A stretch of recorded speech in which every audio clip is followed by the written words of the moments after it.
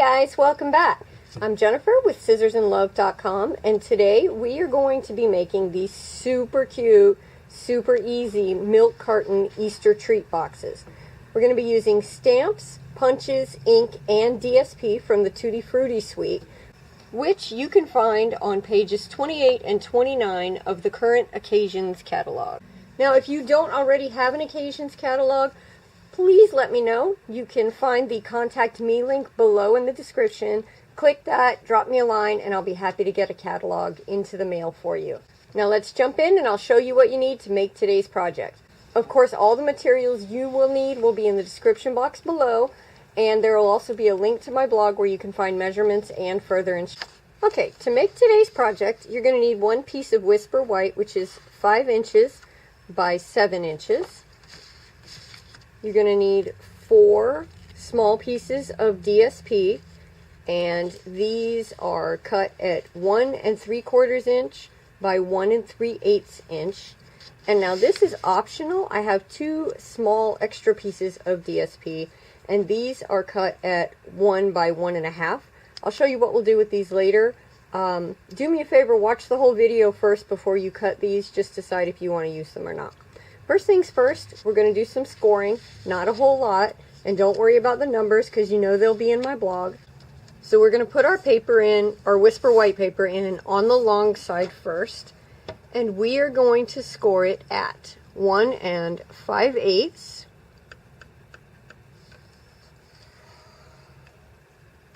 3 1/4, 4 7/8, and 6 1/2. Then we're going to turn it on the short side, and we're going to score it at 3/8 of an inch,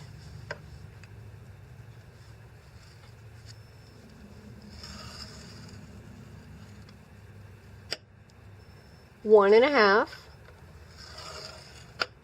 and 3 3/8. And that's all the scoring we have to do, so let's put the scoreboard away. You're also going to need your bone folder because first we want to fold on all of these score lines.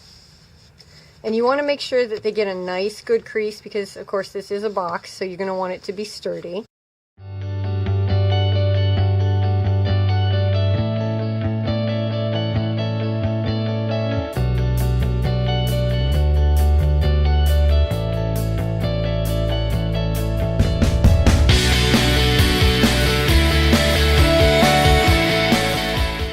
Okay, so for the next couple of steps, you need to understand that this little 3/8 of an inch strip is your top, and these big boxes are your bottom, okay? What we're going to do first is we're going to completely cut off this square right here, and it might be hard to see. Let me see if I can find a pen and kind of squiggle out where you're going to cut. So we are going to cut this spot completely off. And what we're going to do is trim a tiny wedge here, here. You're going to want to have it smaller than that. Here and here. Hopefully that makes sense. But as you go along, you'll see it kind of happen in action.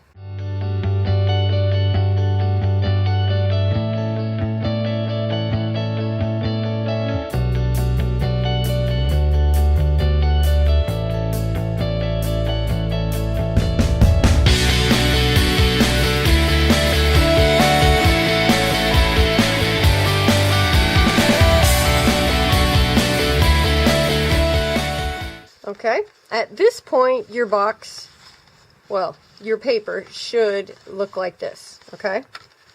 So now you're going to flip it over to the other side, and you're going to put a little bit of adhesive just here. I use tear and tape for it. You could use wet glue, but I just don't like the idea that it could kind of squish out. So you just want to make sure you've got adhesive on that entire strip right there. Pull that backing off, and then you're going to refold it onto its other side, like this. Now, You're going to bring this side, this top side piece onto the fold. You just put the adhesive, meet up the edges, and glue it down. Now what you're going to do is figure out which of these is going to be your inside bottom flap. You're going to put adhesive onto that one, the next one, and the top of the next one, and then fold the bottom all the way down. I'm going to go ahead and do that, and then I'll be right back to show you what it looks like. Okay, so I have my adhesive on my bottom flaps, but you'll notice that I haven't glued anything together yet. That's because I still need to put the mats onto the flaps. I find it easier to put the flaps on a flat surface rather than having to try to put it on a traditional box shape. So let me go ahead and grab those 4 pieces of DSP that we cut earlier. And this DSP is the watermelon print from the Tutti Frutti Suite. So let me get these attached to our box and I'll be right back.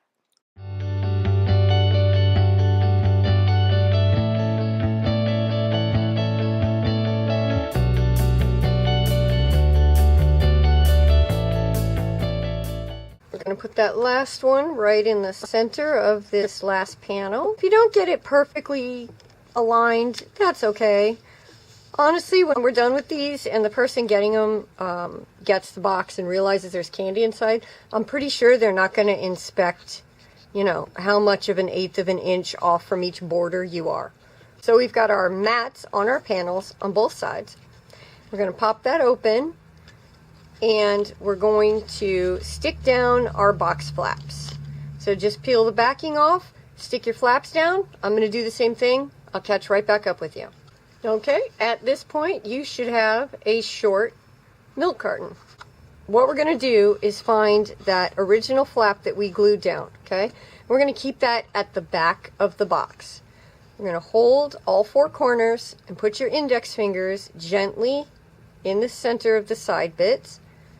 And all you're going to do is push everything together, just like this. Just kind of wiggle that back and forth to make sure those score lines pop the way they're supposed to. And if you'd like, you can open it back up and push the insides out, because sometimes they do buckle. And if your sides do buckle, don't worry about it too much, because once you have candy in here, it'll actually fill them out, so it's not that big of a deal. Now what you're going to do is actually very optional. You can decide to leave it open at the top and just clip it with a tiny clothespin or a tiny binder clip like this, as you see I did with this box. See, that's open and it's filled with foil covered chocolate candy. Or another option is you could seal up one side like I did with this one. See, it's sealed here and opens up like an actual milk carton. Now the only drawback to this is what you're going to put in it. So for these, you know, like I said, I have, of course it doesn't want to come out. There we go. I have chocolate eggs in here. If you wanted to put small candies in that will easily come out of that opening, you'll want to do that traditional milk carton opening. However, because of the candy I'm going to put in here, which would be a single Cadbury cream egg, I'm going to need to leave this so that it does open up, so I can get that egg in and my recipient can get it back out again. It's completely up to you, but those are a couple of options. Now also for decorating. Now you'll notice I punched out with the itty bitty fruit punch pack the pears to match this kiwi paper. For this box, I just made a banner with a 1-inch circle and stamped hello on it. And then this one I did completely differently with some ribbon and a circle and a die cut that I had. What I'm going to do with this one though is I'm going to grab those 2 optional mats that I told you about earlier, and I'm going to stick one on either of the flat panels. Then what I'm going to do is stamp out a couple of watermelons to match the paper, punch them, and put them on here. Take a look and see. Okay, so I have that paper on there. I guess this side's not aligned very well, so we'll just show this side. No problem. Now here's the secret. This polka dotted paper right here is actually the back of a sheet of the watermelon DSP. See? And it matches the little watermelons. So now what I'm going to do is take a scrap piece of this, and I'm going to use my stamps and stamp out 2 watermelon rinds. Then we'll punch it out with the itty bitty punch. Okay, I have my scrap here, and I'm going to be using real red ink today. I'm just going to use the rind from the stamp set. See here, you can build an entire piece of fruit in different dimensions, and then you've got a fruit basket and a fruit bowl. Some great stuff. This is a wonderful stamp set. But I'm going to take my rind and just gently tap it on that real red. I'm going to stamp it once and a second time.